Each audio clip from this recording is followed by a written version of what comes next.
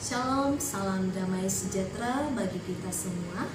Hari ini saya akan membagikan kebenaran firman Tuhan di dalam kitab Lukas 9 ayat yang ke-57 sampai dengan ayatnya yang ke-62. Hal mengikut Yesus. Ada beberapa hal yang harus kita ketahui dan kita perhatikan ketika kita mengambil komitmen untuk mengikut Yesus.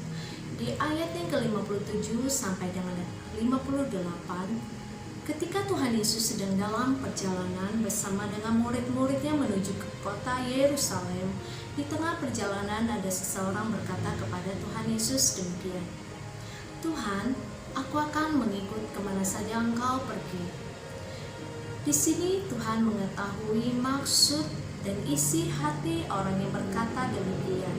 Dan kemudian Tuhan Yesus menjawab, "Serigala mempunyai liang, burung mempunyai sarang, namun anak manusia tidak ada tempat untuk meletakkan kepala." Liang dan sarang berbicara tempat yang aman dan nyaman. Ini berbicara tentang hal-hal lahiriah. Dan kemudian kalau kita baca di perikop sebelumnya di Lukas 9 ayat 50 sampai dengan 55, bagaimana Tuhan Yesus ditolak di Samaria. Sehingga Tuhan maksudkan adalah kita harus pikul salib seperti dikatakan di kitab Lukas 9 ayat 23 dan 25. Barang siapa hendak mengikut aku, dia harus memikul salibnya setiap hari. Dan di ayat ke-25, untuk apa seseorang memperoleh seluruh isi dunia namun dia harus merugikan dirinya sendiri? Tuhan maksudkan dengan perkataan ini tentang bagaimana mengikut Yesus adalah kita harus siap. Ketika kita ambil komitmen untuk mengikuti Yesus, kita harus siap untuk pikul salib.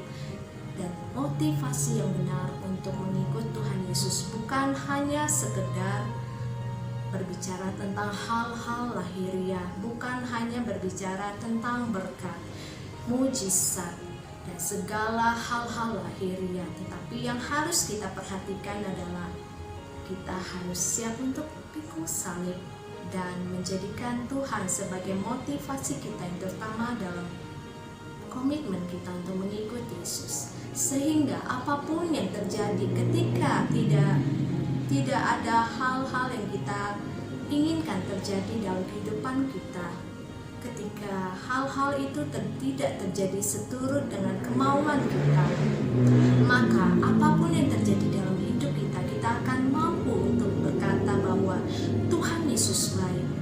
Aku akan tetap ikut Tuhan Yesus. Yang kedua, di ayat yang ke-59 dan 60, Tuhan berkata kepada seorang yang lain, "Ikutlah aku." Dan orang tersebut menjawab, "Biarlah aku pergi menguburkan ayahku terlebih dahulu."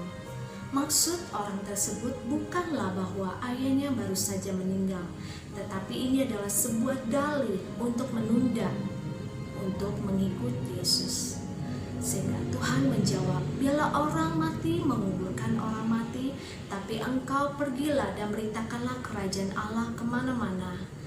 Maksud perkataan Tuhan Yesus adalah bukan Tuhan mengajarkan tidak hormat kepada orang tua.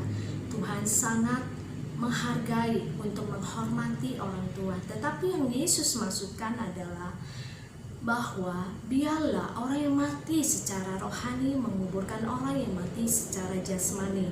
Ada hal yang lebih prioritas untuk orang yang telah dipanggil oleh Tuhan, yaitu hal kerajaan Allah, memberitakan kerajaan Allah, panggilan untuk kerajaan Allah. Ada prioritas yang harus kita kerjakan terlebih dahulu. Hal demikian berbicara untuk mengikut Yesus, ada prioritas, yaitu kerajaan Allah, Yesus Kristus menjadi prioritas dalam kita mengikut Yesus. Yang ketiga, hal mengikut Yesus. Di ayatnya ke-61 dan 62, seseorang berkata kepada Tuhan Yesus, "Tuhan, aku akan mengikut Engkau, namun izinkanlah aku pergi berpamitan dahulu dengan keluargaku." Namun Yesus menjawab, "Seorang yang siap untuk membajak sawah namun menoleh ke belakang, ia tidak layak bagi kerajaan Allah." Jelas bahwa seorang petani yang hendak membajak sawah, Ia harus fokus memandang ke depan sehingga ia dapat membaca sawah dengan baik dan benar. Demikian juga dengan seorang pengikut Kristus. Ia harus fokus kepada apa yang ada di depannya, yaitu kerajaan Allah. Dikatakan oleh Rasul Paulus di dalam kitab Filipi 3 ayat yang ke-13, aku melupakan apa yang ada di belakangku dan aku mengarahkan diri kepada apa yang di depanku. Jelas dikatakan bahwa ketika kita berkomitmen untuk mengikut Yesus, kita harus siap meninggalkan manusia lama kita.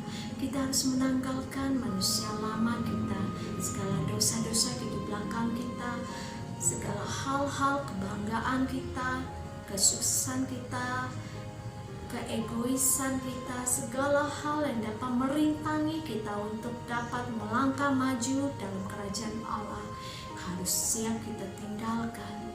Demikian saudaraku, seperti Martin Luther katakan, aku telah memegang semuanya di tanganku, namun aku kehilangan semuanya. Namun apa yang kuletakkan di dalam tangan Yesus, aku akan memiliki sampai selama-lamanya.